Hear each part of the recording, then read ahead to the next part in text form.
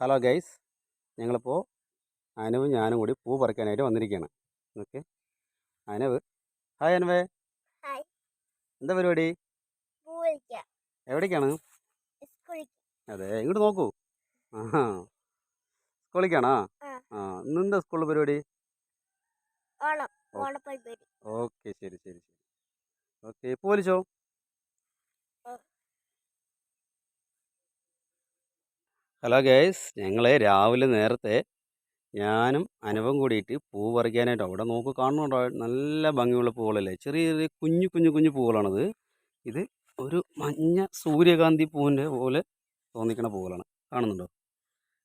നല്ല ഭംഗിയില്ലേ കാണാൻ? ക്യൂട്ടായിട്ടില്ലേ?